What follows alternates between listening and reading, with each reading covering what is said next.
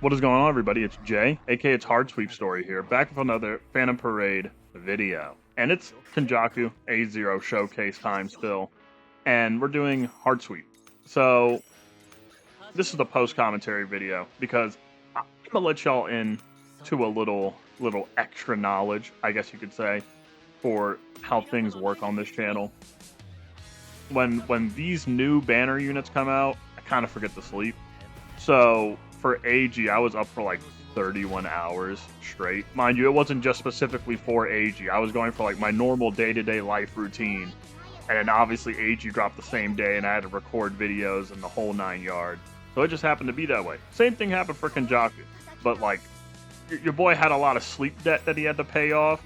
So like, yeah, staying up for over 24 hours after KENJAKU's release, and all that stuff, it made it so at some point I just didn't want to talk. Just didn't want to talk for like making the commentary portion of the video. So I'm like, we'll just settle on post commentary. We'll do a lot of post commentary videos. Obviously, live commentary will come back at some point for like entire videos. It's just these past couple of featured banner units. My God, dude, somebody's gonna have to give me a melatonin or something. But this is a 15 turn clear in specific. Okay, in my personal opinion, I feel like you could possibly push the limits and maybe find yourself a way to get a 13 turn clear. I believe in the 13 turn clear with my heart. I just don't have the 5% damage nodes on Megami at the moment. And I'm gonna have to check right now because obviously if I'm doing post commentary rambling, I can actually go in to Phantom Parade and double check right now myself and see, does Momo have 5% damage? No, so Momo has defense nodes. So at the current moment, I don't have the 5% damage nodes on Megami. I don't have co-op alt SP nodes on Megami or Momo, which could be pretty helpful because Megami, he's not hitting bombs or anything, but that little bit of damage he does during ult is very, very helpful. I've also considered maybe swapping like the order of units, like swapping and putting Momo behind Megami. The only reason why I didn't is because like, well, I have level 10 ult on Megami, so I'm like trusting that for damage, and I only have level 8 ult on Momo.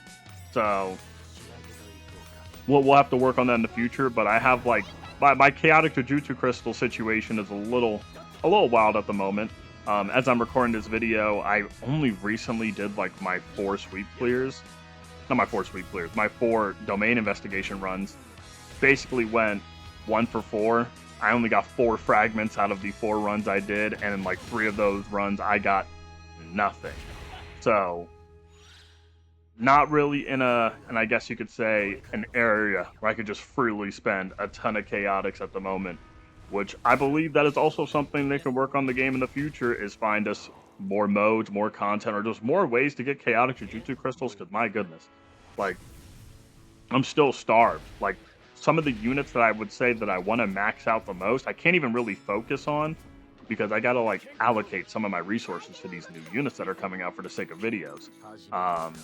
I mean, now mind you, for KENJAKU, I was extremely biased towards Kenny because in all actuality, I didn't need to give KENJAKU level 10 ultimate. I just simply wanted to. That was really it. Like, if you were in the Discord server, I was sitting there and I just couldn't hold myself back. I wanted level 10 ult. There was no necessity of the matter. Out of my own personal greed, I wanted it. But the game plan for this run is pretty simple overall.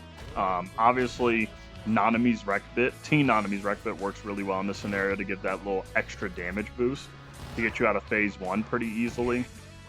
And I would say it's about balancing CE for the most part, but at some point, I mean, unless Momo dodges, you're gonna run out around the later part of the run, but it works itself out around the end. A lot of it is just a bunch of KENJAKU skill 3 dumping, though, I can't lie. And a lot of starting the phases with a skill 1, that also helps. Extend your debuffs, keep it pushing. And also, crit RNG plays a big factor into this. Because I'll be honest with you, there was a lot of attempts where I've had my Mahito go like maybe 6 turns without hitting a crit. It's pretty crazy work. But even then, you don't really have to rely on Mahito like dumping out crazy crits or none of that. At some point, he's going to have to transform. And if he's going to transform, he's going to transform during Phase 2 anyway. I mean, I did try to do a different variation of this run, where instead of using Like-Minded Sisters on Mahito, I used like the Divine Dog direct bit, where at first it worked out pretty well during to like quickly transition through Phase 2. I mean, Phase 2's transition was a lot of borderline overkill damage using the Divine Dog's direct bit. But all in all, the result is basically the same for me as it currently stands. Like 15 turns is comfortable. That's what matters to me. Comfortable.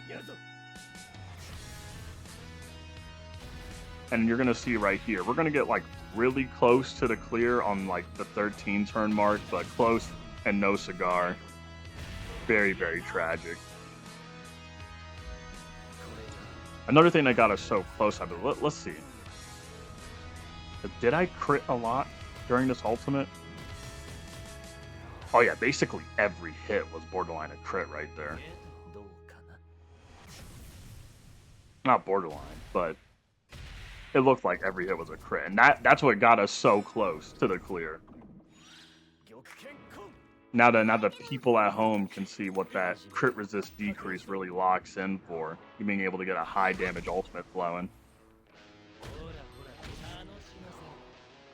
And I'll be honest with y'all, when I got to this point, I almost wanted to reset, but even then, like even with the boss's curse, like the cut to total damage, like KENJAKU still chewed through it. Absolute monster unit at 8-0. What can I say? But we're approaching the end. I'm going to show off the stats at the end. Thank you guys for watching. If you enjoyed, please make sure to like, comment, subscribe, join the Discord server. It's in the channel bio. We're on the road to 3,000 subscribers, so smack that subscribe button. But most importantly, it's been Jay, aka Sweep Story, and I will see you guys later.